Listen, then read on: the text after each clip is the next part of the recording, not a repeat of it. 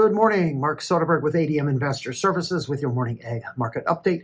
Higher trade across the ag space here overnight, I think largely driven by surging temperatures across east central growing areas of Argentina into southern Brazil. Also contributing to the price strength is a decline in the U.S. dollar and surge in the Brazilian real. U.S. dollar is traded two sides here overnight, this after reaching a 4-year low yesterday, the Brazilian real. That has traded up to its highest level since May of 2024. We look for the U.S. Federal Reserve to hold interest rates steady at the conclusion of today's two-day FOMC meeting. Crop stress levels are on the rise, temperatures surging to well over 100 degrees Fahrenheit this week in Argentina.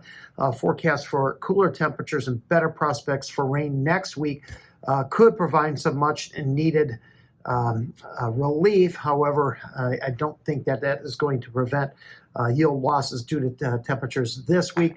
Rain's also needed in Rio Grande do Sul and in south central regions of Brazil, where recent dryness there is starting to cause some crop stress as well. Here in the U.S., frigid temperatures will gradually lose its grip to more seasonal temperatures by early part of next week.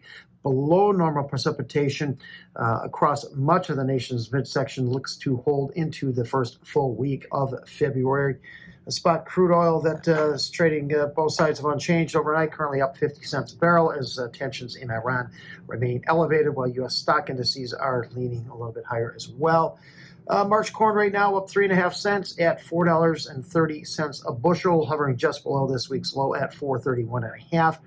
Today's EIA report is expected to show ethanol production did slip back a fair amount last week. The average guess is at 317 million gallons. That is relative to down from the 329 million the previous week. This as processors middle and end of last week were preparing for the frigid outbreak across the nation's midsection. March beans up 10 cents near 10.77. Close to session highs here and just below, did surge up into a new high for the month. We do have key moving average resistance just above the market at 10.82 1/4.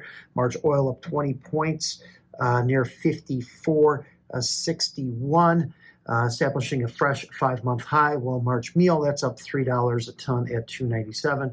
We do get monthly biodiesel and renewable diesel production capacity and feedstock usage on Friday, while census crush data from the December after the close on Monday.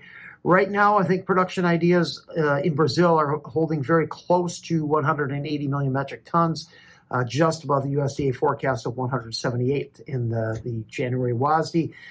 Starting to lean a little bit lower, however, in Argentina, USDA earlier this month at 48.5 million metric tons. Wheat prices there, 3 to 9 cents higher across the three classes. Prices surge, likely on some short covering speculators, perhaps reconsidering their prospects of making money staying short wheat. March Chicago right now up 9 cents near 5.32, just below this week's high at 5.33.5. Kansas City up 7 cents near 5.40, also just below this week's high of 5.44. We are awaiting results from Tunisia's tender for 100,000 metric tons of milling wheat and 100,000 tons of durum. South Econ, they have raised their Russian wheat export forecast 1.1 million metric tons to 45.7 due to higher trade here in November and December. Their early look at the 26-27, they've got the production slipping a little bit down to 83.8 million metric tons and exports slipping to just under 40 million metric tons. Thank you for listening, everyone, and I hope you have a great Wednesday.